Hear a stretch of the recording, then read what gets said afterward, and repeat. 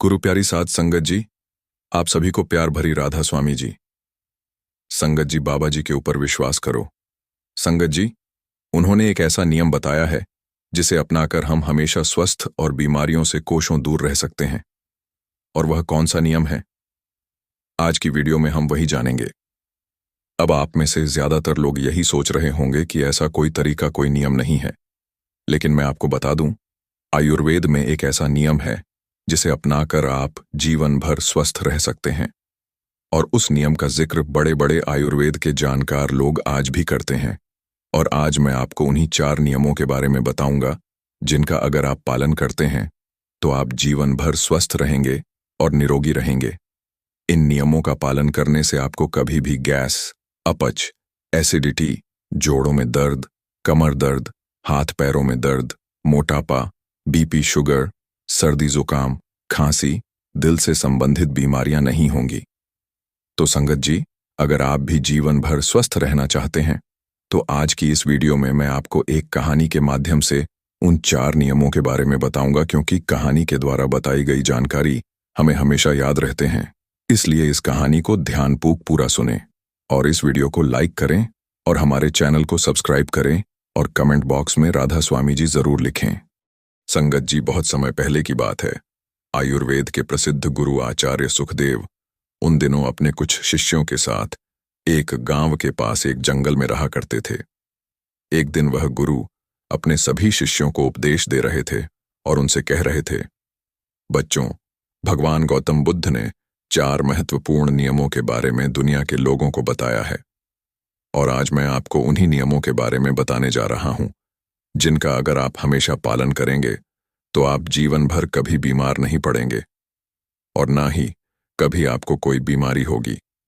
गुरु की ऐसी बात सुनकर उनमें से एक शिष्य ने बड़ी प्रसन्नता के साथ उनसे कहा, गुरुवर, क्या सच में ऐसा कोई नियम है जिनका पालन करके हम जीवन भर स्वस्थ रह सकते हैं? क्या इन नियमों का पालन करने से कभी कोई बीमारी नहीं होगी? तब गुरु मुस्कुराते हुए उस शिष्य से कहते हैं, हाँ पुत्र, यदि आप इन नियमों का पालन करते हैं तो आप जीवन भर स्वस्थ रहेंगे और आपको जीवन में कभी कोई बीमारी नहीं होगी। तभी उस शिष्य ने गुरु से कहा, गुरुवर, यदि ऐसा है तो आप हमें उन नियमों के बारे में पूरा विस्तार से बताइए ताकि हम उनका पालन करके जीवन भर स्वस्थ रहें और फिर इन नियमों के बारे में सभी लोगों को बताएं ताकि वह भी बीमारियों से मुक्त रह और जीवन में स्वस्थ रहें। शिष्य की ऐसी बात सुनकर गुरु ने और भी जितने शिष्य थे उनसे कहा, बच्चों, अब तुम सब मेरी बातों को ध्यान से सुनो। सभी शिष्य गुरु की बात को ध्यान से सुनने लगे। बच्चों, आयुर्वेद में कहा गया है कि किसी भी व्यक्ति को अगर रोग मुक्त रहना है तो उसे अपने जीवन में 3 बातों का ध्यान रखना चाहिए, और वह 3 बातें हैं, वह अपने वात, पित्त और कफ तीनों का संतुलन बनाए रखें। फिर गुरु ने उन सभी शिष्यों से कहा, बच्चों, हमारे शरीर में 3 तरह के दोष पाए जाते हैं, वात दोष, पित्त दोष और कफ दोष। हमारा पूरा शरीर इन्हीं 3 दोषों पर आधारित है। फिर इसके बाद गुरु ने उन सभी शिष्यों से कहा, बच्चों, जब वात दोष बहुत ज्यादा बिगड़ जाता है तो हमारे शरीर में 80 से ज्यादा रोग प्रवेश करते हैं, जैसे घुटनों के दर्द, कमर दर्द, कंधों का दर्द, बीपी कम और ज्यादा होना, हार्ट अटैक जैसे इत्यादि बीमारियां। और जब पित्त दोष बिगड़ जाता है तो 40 रोग हमारे शरीर के अंदर प्रवेश करते हैं, जैसे एसिडिटी, अल्सर, पेट में जलन, छाती में जलन, खाना हजम ना होना इत्यादि। ये सब पित्त बिगड़ने के कारण होता है। और जब कफ दोष बिगड़ जाता है तो 20 रोग हमारे शरीर के अंदर प्रवेश करते हैं, जैसे मोटापा। और जब मोटापा बढ़ जाता है तो 20 रोग आ जाते हैं शरीर में। इसके बाद गुरु उन सभी शिष्यों से कहते हैं, बच्चों, सर्दी, खांसी, जुकाम से लेकर जितनी भी बड़ी बड़ी बीमारियां हैं, कैंसर तक जो आखिरी रोग माना जाता है, वह वात, पित्त, कफ के बिगड़ने के कारण ही होते हैं। और वात, पित्त और कफ को संतुलन में रखने के लिए आयुर्वेद में बहुत सारे नियम बताए गए हैं, लेकिन आज मैं आपको उन नियमों में से 4 ऐसे नियम बताऊंगा जिनका पालन करके आप अपने इन तीनों दोषों को संतुलन में रख सकते हैं। फिर गुरु उन सभी शिष्यों से कहते हैं, बच्चों, अगर आपके वात, पित्त और कफ तीनों दोष संतुलन में रहे तो इसके लिए आपको पहला नियम अपनाना है, और वह नियम यह है कि आपको खाना खाने के तुरंत बाद पानी नहीं पीना चाहिए। और आपको ऐसा क्यों नहीं करना चाहिए, इसके बारे में आप ध्यान से सुनो। बच्चों, बहुत से लोग खाना खाने के तुरंत बाद पानी पी लेते हैं, और कुछ लोग बिना पानी के खाना ही नहीं खाते। कुछ लोग एक निवाला खाने के बाद एक घूंट पानी पीते हैं, लेकिन खाना खाने के बाद पानी कभी नहीं पीना चाहिए, क्योंकि अगर भोजन के अंत में पानी पियोगे तो वह जहर पीने के जैसा होगा। इसलिए कभी भी खाने के तुरंत बाद पानी नहीं पीना चाहिए, क्योंकि जब हम खाना खाते हैं तो पेट में सारा खाना एक जगह जाकर इकट्ठा हो जाता है। हमारे पेट में एक स्थान होता है जिसे हम जठर कहते हैं। ये जठर हमारे पेट में छोटा सा स्थान है, और यह स्थान आपके पेट में नाभि के बाएं तरफ होता है। और जो भी आप खाते हैं, रोटी, चावल, छाछ, दूध, दही, कुछ भी खाओ, वह सारा का सारा इसी स्थान पर आकर इकट्ठा हो जाता है।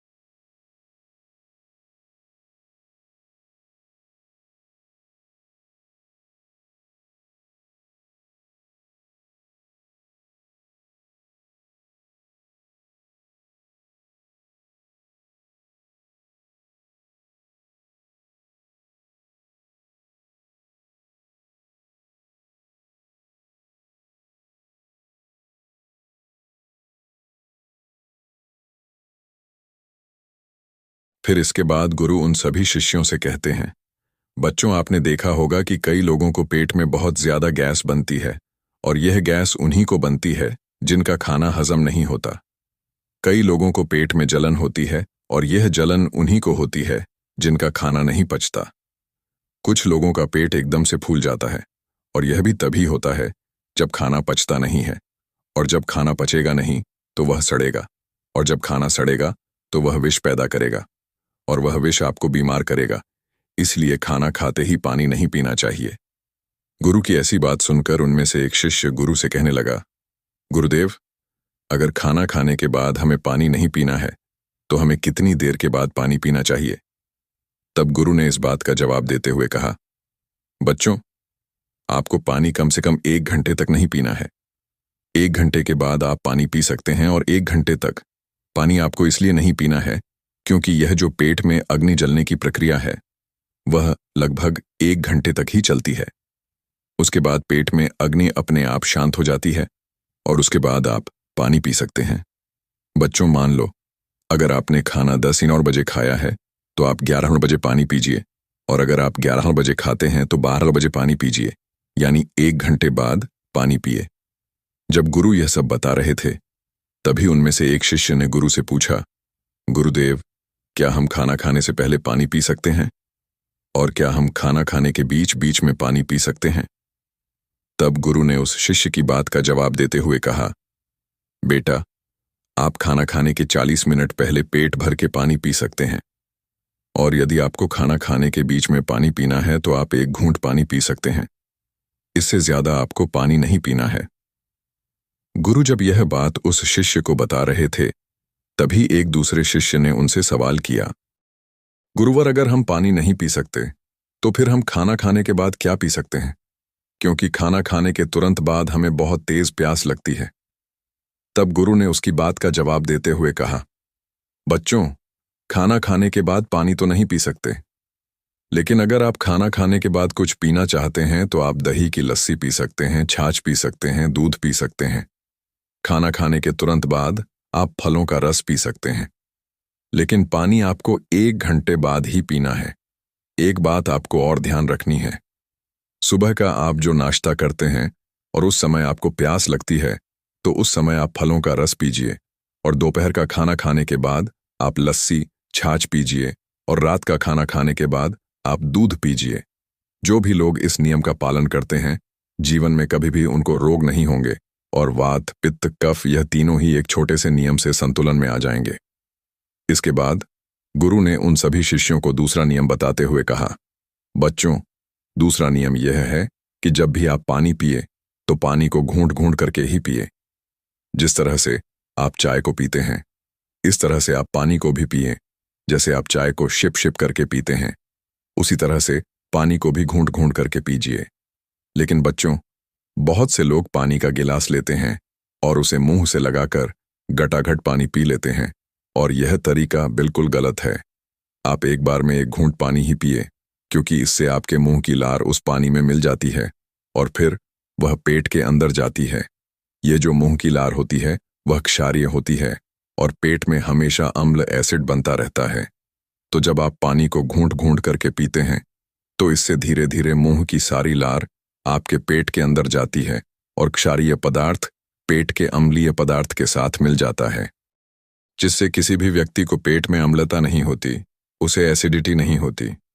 और जब पेट में अम्लता नहीं होती, एसिडिटी नहीं होती, तो रक्त में भी अम्लता नहीं होती, और जिनके रक्त में अम्लता नहीं होती उन्हें जीवन में कभी भी वात, पित्त, कफ का असंतुलन नहीं होता। यह तीनों दोष संतुलन में रहते हैं, जिससे वह जीवन भर स्वस्थ रहते हैं। इसलिए पानी को घूंट घूंट करके ही पीना चाहिए। फिर इसके बाद गुरु उन सभी शिष्यों से कहते हैं, बच्चों, आप मनुष्य को छोड़कर पशु पक्षियों को देखो। पशु पक्षी भी घुट घुट करके ही पानी पीते हैं। चिड़िया जब पानी पीती है तो अपनी चोंच में एक बूंद ही पानी लेती है, इससे ज्यादा वह पानी नहीं लेती, और फिर अपनी चोंच को अच्छी तरह से चलाती है और उस पानी को अपने अंदर लेती है। वैसे ही जब एक कुत्ता पानी पीता है तो वह भी पानी को चाट चाट कर ही पीता है। वह भी एक सांस में पानी नहीं पीता। शेर, चीता, भालू सभी जानवर पानी को चाट चाट कर ही पीते हैं।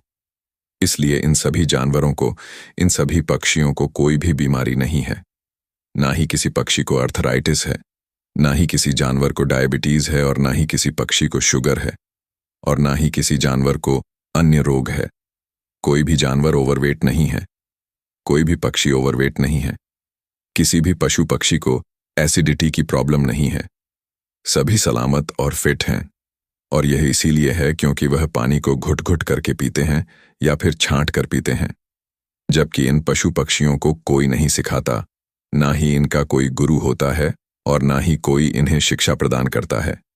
जबकि मनुष्य सब कुछ जानते हुए भी बेवकूफ बना रहता है। मनुष्य को तो शिक्षा भी दी जाती है, लेकिन इसके बावजूद भी वह उस शिक्षा का सही तरीके से उपयोग नहीं करता।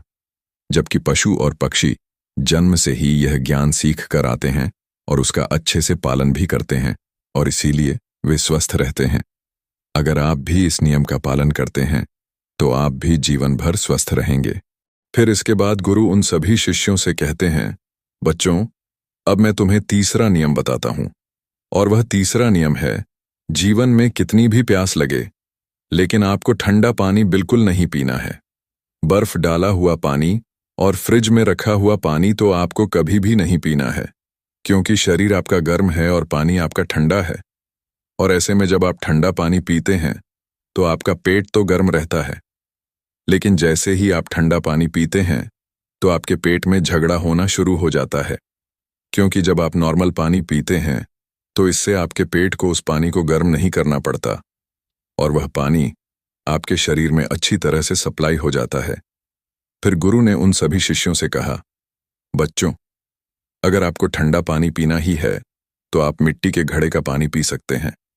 वह आपके स्वास्थ्य के लिए बिल्कुल लाभदायक है, वह आपको नुकसान भी नहीं पहुंचाएगा। अगर आप इस नियम को अपनाते हो तो आप जीवन भर स्वस्थ रहेंगे।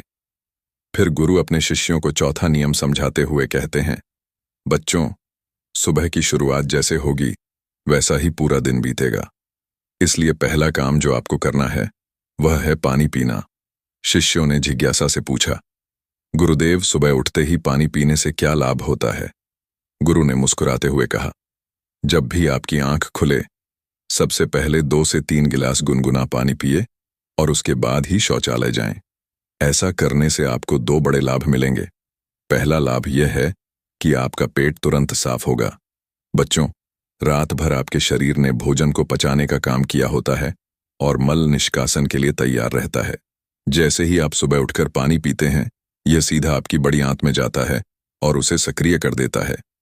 बड़ी आंत की सफाई होते ही पेट पर हल्का दबाव पड़ता है और जब आप शौचालय जाएंगे तो 3 से 4 मिनट में आपका पेट पूरी तरह साफ हो जाएगा।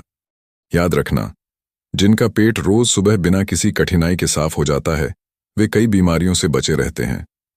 कब्ज, एसिडिटी और पेट से जुड़ी समस्याओं का एक ही समाधान है, सुबह उठते ही पानी पीना। इसका दूसरा लाभ यह है, इससे पेट की अम्लता शांत होगी। बच्चों, जब आप सोते हैं तो आपके मुंह में एक विशेष प्रकार की क्षारीय लार बनती है।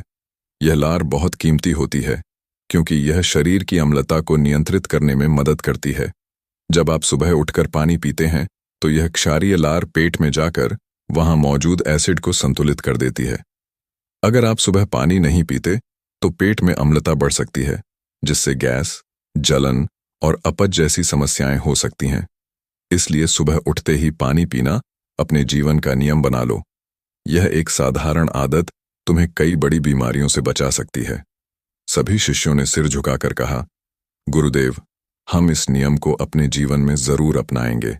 फिर इसके बाद गुरु उन सभी शिष्यों से कहते हैं, बच्चों, यह आयुर्वेद के 4 नियम हैं। मैं एक बार और दोहरा देता हूं। सबसे पहला नियम, आपको खाना खाने के तुरंत बाद पानी नहीं पीना है। दूसरा नियम यह है कि आपको पानी को एक सांस में नहीं पीना है, पानी को घुट घुट करके पीना है। तीसरा नियम, आपको ठंडा पानी कभी भी नहीं पीना है। और चौथा नियम, सुबह उठते ही बिना कुल्ला किए पानी पीना है। यह नियम जिन्हें अगर आप अपने जीवन में अपनाते हैं तो आप जीवन भर स्वस्थ रहेंगे और आपको कभी कोई बीमारी नहीं होगी। इसलिए इस नियम का पालन करें। इतना कहने के बाद गुरु शांत हो गए। फिर वहां उपस्थित सभी शिष्यों ने गुरु का धन्यवाद किया और सभी ने गुरु से कहा कि गुरुदेव, हम इस नियम का पालन जरूर करेंगे। इस वीडियो को ज्यादा से ज्यादा लोगों के साथ शेयर करें ताकि उनको भी इस महत्वपूर्ण नियम के बारे में पता चल सके। धन्यवाद। क्या आपको पता है, सिर्फ एक गलती की वजह से आपके शरीर में 90% बीमारियां जन्म ले रही हैं? और मजे की बात यह है कि अधिकतर लोग इस गलती को रोज कर रहे हैं, बिना यह जाने कि वे अपनी सेहत को धीरे धीरे तबाह कर रहे हैं। अब जरा सोचिए, अगर आपको सिर्फ एक छोटा सा बदलाव करने से इस परेशानी से छुटकारा मिल जाए, तो क्या आप इसे अपनाना चाहेंगे? एक ऐसा बदलाव जो आपकी पाचन शक्ति को मजबूत कर सकता है, मोटापा, गैस, एसिडिटी और कई गंभीर बीमारियों को रोक सकता है। आज की इस वीडियो में हम आपको एक बेहद आसान लेकिन चमत्कारी तरीका बताएंगे, जिसे अपनाकर आपके शरीर की 90% समस्याएं खुद ब खुद ठीक हो जाएंगी। अगर आपने सिर्फ 1 महीने इस नियम का पालन कर लिया, तो आपको खुद एहसास होगा कि आपकी सेहत कितनी बेहतर हो गई है। लेकिन यह गलती मत करिए। अगर आपने इस वीडियो को बीच में ही छोड़ दिया, तो हो सकता है कि आप अपने शरीर को स्वस्थ बनाने का सबसे आसान तरीका मिस कर दें। तो चलिए उस एक नियम के बारे में एक प्राचीन कहानी के माध्यम से समझते हैं। बहुत समय पहले की बात है। आयुर्वेद के एक प्रसिद्ध गुरु एक दिन अपने सभी शिष्यों को एक बहुत ही महत्वपूर्ण उपदेश दे रहे थे।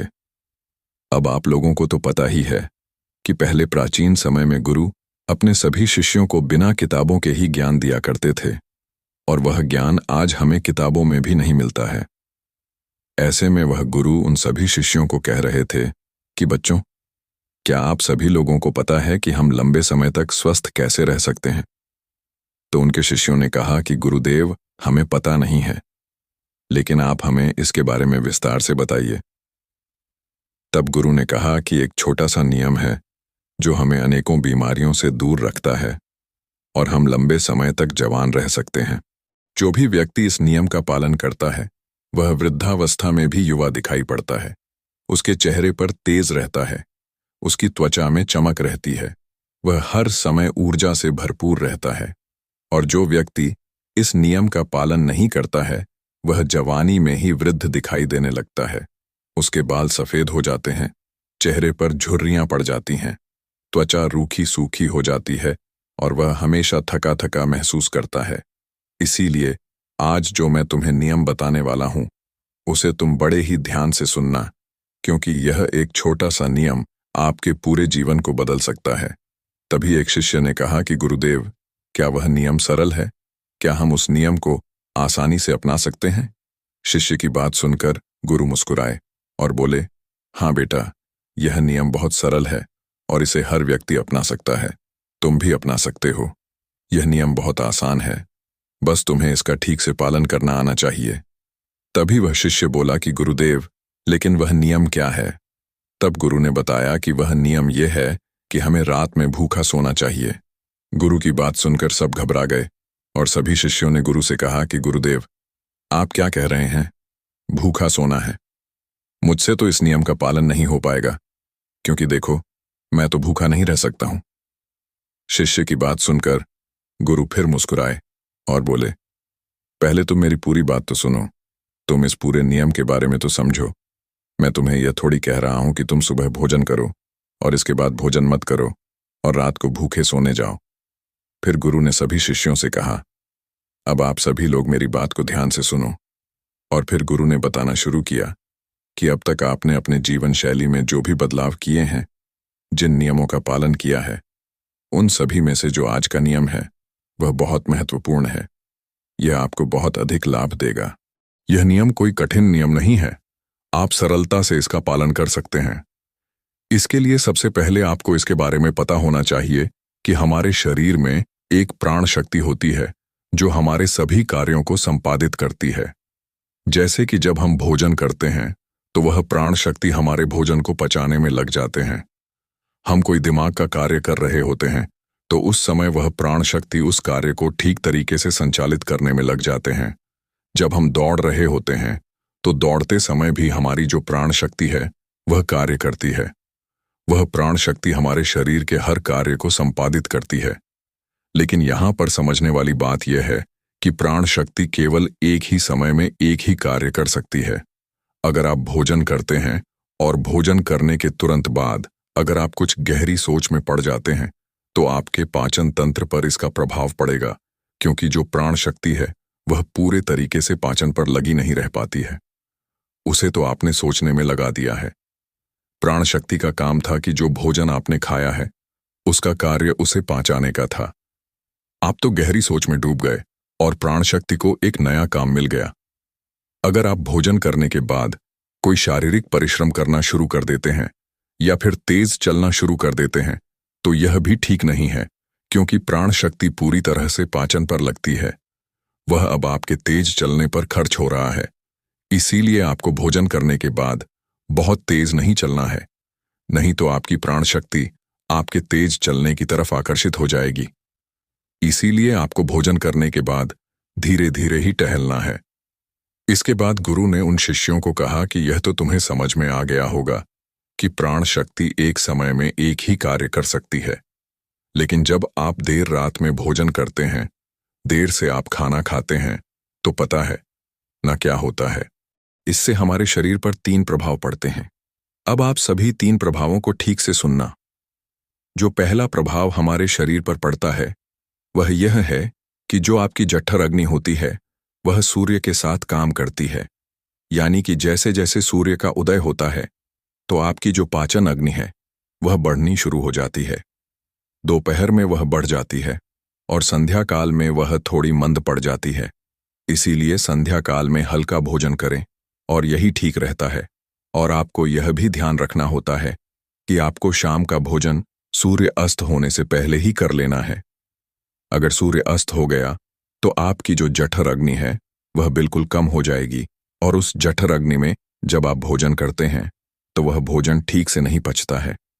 अगर आपने सात्विक भोजन भी किया होगा तो वह भी नहीं पचता है, क्योंकि उस समय जठर अग्नि मंद थी। इसलिए भोजन ठीक से नहीं पचता है और वह शरीर में लंबे समय तक पड़ा रहता है, ज्यादा समय तक रुका रहता है। इसीलिए उसकी वजह से वहां पर सड़न पैदा होने लगती है और वही सड़न हमारे लिए विषाक्त का कारण बनता है और जहर का कारण बनता है। यह आपके शरीर के लिए हानिकारक होती है। इसीलिए आपको समझना है कि आप अगर सूर्य अस्त होने से पहले भोजन करते हैं तो जठर अग्नि प्रज्वलित रहती है और भोजन ठीक से पचता है। दूसरा प्रभाव जो आपके शरीर पर पड़ता है वह यह है कि रात्रि में जो आपकी प्राण शक्ति है वह हीलिंग में लगनी चाहिए, यानी कि शरीर में जो मरम्मत होनी है, शरीर में जो टूट फूट होती है उसकी मरम्मत में वह प्राण शक्ति लगनी चाहिए। लेकिन अक्सर लोग क्या करते हैं, भोजन करते हैं और सो जाते हैं, जो कि बहुत गलत है। क्योंकि मैंने आपको पहले ही बताया कि प्राण शक्ति एक समय में एक ही कार्य करती है। लेकिन जब आप खाना खाकर तुरंत सोने चले जाते हैं तो आपकी प्राण शक्ति पूरी तरह भोजन को पचाने में लगी रहती है और इस वजह से वह हीलिंग का कार्य नहीं कर पाता है और वह शरीर की मरम्मत भी नहीं कर पाती है। और जब वह प्रक्रिया निरंतर चलती रहती है, यानी कि आप खाते हैं और सो जाते, तो फिर बहुत सारी बीमारियां शुरू होने लग जाती हैं, क्योंकि आपके शरीर की मरम्मत हो ही नहीं पाती है।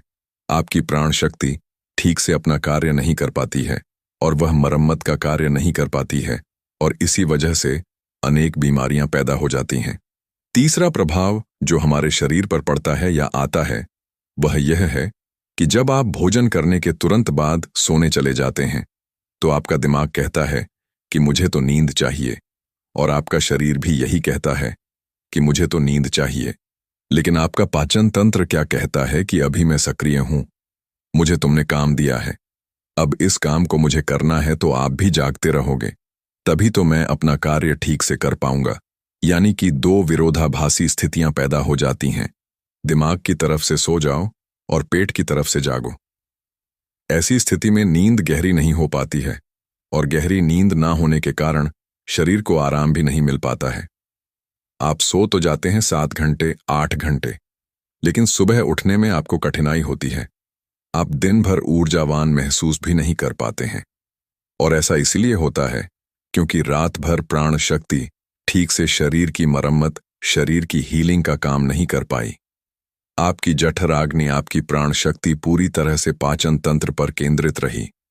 उसने पूरी रात भोजन को पचाने में ही अपना समय लगा दिया और फिर जैसे आप सुबह उठते हैं तो हम उठते ही फिर कुछ खा लेते हैं और इसी वजह से बार बार खाने से हमारी प्राण शक्ति पूरी तरह से पाचन पर ही लगी रहती है और शरीर के दूसरे कार्य मंद पड़े रहते हैं, जो कि शरीर के लिए बहुत जरूरी थे। यह 3 प्रभाव थे जो हमारे शरीर पर पड़ते हैं। अगर आप सूर्य अस्त होने के बाद भोजन करते हैं और भारी भोजन खाते हैं, इससे आपकी पाचन प्रणाली पूरी तरह से बिगड़ जाती है, खत्म हो जाती है और फिर आप इसे ठीक करने के लिए चूर्ण लेते हैं, अनेक प्रकार के तरीके अपनाते हैं, तब भी ये ठीक नहीं हो पाते हैं। लेकिन जो स्वाभाविक प्रणाली है उस पर तो आप ध्यान नहीं देते हैं। यह स्वाभाविक प्रणाली जो परमात्मा ने आपको दिया है, जिससे आपका शरीर खुद ही खुद को साफ कर लेता है, खुद ही खुद की बीमारियों को ठीक कर लेता है। फिर गुरु सभी शिष्यों से कहते हैं कि अब मेरी बात को ध्यान से सुनो, शरीर अपनी बीमारियां अपने आप ठीक करेगा, लेकिन उसके लिए तुम्हें क्या करना है, इस बात को समझो। इसके लिए आपको 7 बजे से पहले अपना आहार लेना है। अगर आप 7 बजे से पहले भोजन कर लेते हैं तो उसके बाद आप 10 बजे तक सोने के लिए जाते हैं, तो आपके पास लगभग 3 घंटे का समय होता है। और जो यह 3 घंटे का समय होता है और इसमें जो भी आपने हल्का फुल्का भोजन किया है वह आपके पेट से नीचे उतरना शुरू हो जाता है और उसका अर्धपचन हो जाता है, यानी कि पाचन का आधा कार्य समाप्त हो जाता है। उसके बाद आप सो जाते हैं, तो सोने के बाद 1 शाम तक आपका भोजन ठीक से पच भी जाता है। यानी आपने 7 बजे भोजन किया तो आपका आधा भोजन 10 बजे तक पच जाता है और जो बचा है वह रात 1 बजे तक पच गया। और 1 बजे के बाद जो आपकी प्राण शक्ति है वह मरम्मत का कार्य करेगी, वह हीलिंग का कार्य करने लग जाएगी। फिर गुरु उन सभी शिष्यों से कहते हैं कि आपकी प्राण शक्ति अपने कार्य को ठीक तरीके से करें। उसके लिए आप 2 तरीकों से भूखा रह सकते हैं। मैं आपको उपवास करने के लिए नहीं बोल रहा हूं, क्योंकि उपवास करना सबके लिए संभव नहीं है। जो मैं आपको बता रहा हूं इसको कहा जाता है अर्थ उपवास, या इसे प्रातःकालीन उपवास भी कहते हैं। इसमें आपको उपवास करना है। वह उपवास आपको 16 घंटे का करना होता है और इसकी शुरुआत आप ऐसे कर सकते हैं कि आपने शाम को जो भोजन किया था 7 बजे, उसके बाद अगले दिन आप सुबह 7 बजे ही भोजन करें, क्योंकि जब आप 7 बजे भोजन कर लेते हैं तो वह भोजन आपका रात्रि में 1 बजे तक पच जाता है। उसके बाद आपके शरीर के पास लगभग 6 घंटे होते हैं और इस 6 घंटे में प्राण शक्ति शरीर की मरम्मत का कार्य करती है। आप शाम को 7 बजे भोजन करें और उसके बाद सुबह 7 बजे भोजन करें और यह नियम हर कोई अपना सकता है। यह बहुत सरल है, लेकिन अगर आप रात को 8 बजे या फिर 10 बजे भोजन खाते हैं तो आप अपने इस नियम को बदलें और 7 बजे तक भोजन कर लें, क्योंकि यह छोटा सा नियम आपके जीवन में बड़ा बदलाव करेगा। दूसरी सारी चीजें बाद में, पहले अपने शरीर के स्वाभाविक प्रणाली को ठीक करना है। अगर आपको इस नियम से और भी ज्यादा फायदा लेना है तो आप शाम को 7 बजे भोजन कीजिए और उसके बाद सुबह 11 बजे भोजन करेंगे। अगर आप 7 से 11 बजे भोजन करते हैं तो आपके शरीर के पास 16 घंटे होते हैं जिसमें वह भोजन का पाचन भी करेगा और उस भोजन को पचाने के बाद वह मरम्मत का काम करना शुरू कर देगा। इस प्रकार से जब आप अपने शरीर को आराम देते हैं, पाचन तंत्र को रिलैक्स होने देते हैं, प्राण शक्ति को अपना कार्य करने देते हैं, तो यह प्राण शक्ति आपकी पूरी शरीर को प्रभावित करेगी, पूरे सिस्टम को ठीक करेगी और आपको यह प्रभाव 20 दिन में दिखना शुरू हो जाएगा। अगर आपको कोई गंभीर बीमारी है तो वह ठीक होना शुरू हो जाएगी। अगर आपकी त्वचा खराब है तो वह भी ठीक होने लगेगी। आपकी त्वचा ग्लो करेगी। अगर आपके बाल बहुत ज्यादा झड़ते हैं तो आपके बाल भी मजबूत होंगे। अगर आप बहुत थका थका महसूस करते हैं तो आप ऊर्जावान महसूस करने लगेंगे। अगर आपको कोई मानसिक समस्या है, चिंता है, तनाव है, तो आपकी चिंता और तनाव भी दूर हो जाएगा। जो विद्यार्थी पढ़ते तो हैं लेकिन उनको याद नहीं रहता है, तो उन्हें भी पढ़ी हुई चीजें जो है वह याद रहने लगेगी। आपको पता है कि हमें कोई चीज याद क्यों नहीं रहती है? क्योंकि हमारा दिमाग रिलैक्स नहीं रह पाता है, क्योंकि हमारी प्राण शक्ति पूरी तरह से हमारे भोजन को पचाने में लगी रहती है और वह दिमाग की तरफ जा ही नहीं पाती है। लेकिन आप इस नियम का पालन करेंगे तो आपकी एकाग्रता बढ़ जाएगी, दिमाग भी अच्छे से कार्य करना शुरू कर देगा। अगर आप 10 घंटे का उपवास करते हैं तो आपके शरीर का फैट कम होगा। अगर आप वजन बढ़ाना भी चाहते हैं तो आपका वजन भी बढ़ेगा, लेकिन जो एक्स्ट्रा फैट होता है वह कम हो जाएगा, क्योंकि मोटापा अनेक बीमारियों को जन्म देता है। यह नियम आपके लिए हर प्रकार से उपयोगी है। तभी गुरु की बात सुनकर उनमें से एक शिष्य खड़ा हुआ और उनसे बोला कि गुरुदेव, मेरे मन में 2 प्रश्न उठ रहे हैं, कृपा करके आप उनका भी जवाब दीजिए। गुरु ने कहा कि पूछो बेटा, तुम्हारा क्या प्रश्न है? तब शिष्य ने कहा कि गुरुदेव, अगर हम शाम को 7 बजे भोजन करते हैं तो उसके बाद हम 10 बजे तक सोने जाते हैं, तो अगर हमें भूख लगे तो हम क्या करें? शिष्य की बात सुनकर गुरु ने कहा कि बेटा, इसके लिए तुम्हें सबसे पहले यह समझना होगा कि हमारे शरीर की प्रत्येक कोशिका का एक सिस्टम होता है। वह बाहर से कैलोरी लेती है, जो हम भोजन खाते हैं उससे वह ऊर्जा का निर्माण करती है और उसी से हमारा शरीर भी चलता है। लेकिन अगर कोशिकाओं को निरंतर बाहर से आहार मिलता रहता है तो उसी से वह निरंतर ऊर्जा बनाती रहती है। लेकिन जब आप कुछ समय तक भोजन नहीं करते हैं और बाहर से कोशिकाओं को ऊर्जा मिलना बंद हो जाती है, तो ऐसी स्थिति में कोशिकाएं अपने अंदर जो वेस्ट मटेरियल पड़ा रहता है उससे ही, चाहे वह गलत तरीके का प्रोटीन ही क्यों ना हो, कोई बैक्टीरिया ही क्यों ना पड़ा हुआ हो, वह उनका अवशोषण करके ऊर्जा का निर्माण करना शुरू कर देती है। इसी स्थिति में कोशिकाओं की सफाई होना शुरू हो जाती है और इस प्रक्रिया को ऑटोफेगी कहते हैं। और इस क्रिया में यह होता है कि जो कोशिकाओं के अंदर एक संरचना होती है जिसे लाइसोसोम कहा जाता है। लाइसोसोम के अंदर कुछ एंजाइम होते हैं और यह एंजाइम जो वेस्ट मटेरियल कोशिका के अंदर है उसका पाचन करके उससे ऊर्जा का निर्माण करना शुरू कर देते हैं। यानी कि आपकी कोशिकाएं जब उसे बाहर से ऊर्जा नहीं मिलती है तो वह अपने अंदर के वेस्ट मटेरियल को इकट्ठा करके उसी से ऊर्जा बनाती है। और इसी तरीके से हमारे शरीर की डिटॉक्स प्रणाली भी शुरू हो जाती है। और यह डिटॉक्स प्रणाली आप कुछ खाकर या कोई भी औषधि लेकर शुरू नहीं कर सकते हैं। यह डिटॉक्स प्रणाली जो है वह एक ही तरीके से शुरू हो सकती है, और वह यह है कि जब आप कुछ समय तक आहार नहीं लेते हैं। दिन में पूर्ण उपवास करना लोगों के लिए संभव नहीं होता है, कठिन पड़ता है, लेकिन आप इस नियम में अधिकतर सोए रहे होते हैं। तो अगर आप 16 घंटे का नियम अपनाते हैं, शाम को 7 बजे तक भोजन करके अगले दिन 7 बजे या फिर हो सके तो 11 बजे भोजन करते हैं, तो इससे भी आपको कोई कठिनाई नहीं होगी, क्योंकि इस समय भी आप अधिकतर समय सो रहे होते हैं और उसके बाद आप अपने सुबह के नियम और प्रक्रिया पर लगे रहते हैं, जिससे समय निकल जाता है और आपको भूख का एहसास नहीं होता है। फिर गुरु ने सभी शिष्यों से कहा कि बेटा, अगर आपको 7 बजे खाना खाने के बाद भी भूख लगती है तो आप उस समय नारियल पानी ले सकते हैं, क्योंकि यह आपकी डिटॉक्स प्रणाली में कोई बाधा नहीं बनता है। इसके साथ आप एक कार्य कर सकते हैं जिससे कि आपकी भूख पर प्रभाव भी पड़ेगा और जो आपकी डिटॉक्स प्रणाली है वह भी बेहतर तरीके से काम करने लगेगी। इसके लिए आपको सोने से पहले त्रिफला चूर्ण का प्रयोग करना है। जब आप सोने जाएं तो उससे पहले 1 गिलास हल्के गुनगुने पानी में आधा छोटा चम्मच या फिर 1 छोटा चम्मच त्रिफला चूर्ण को अच्छे से मिलाकर उसे पी लें। जब हम त्रिफला चूर्ण का सेवन करके सोते हैं तो इससे डिटॉक्स प्रणाली और भी बेहतर तरीके से काम करने लगती है।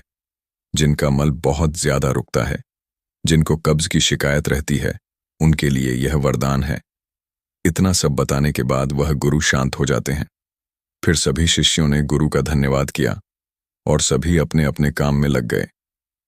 इस वीडियो में बताई गई जानकारी को उपयोग में लाने से पहले एक बार किसी विशेष चिकित्सक से सलाह जरूर कर लें।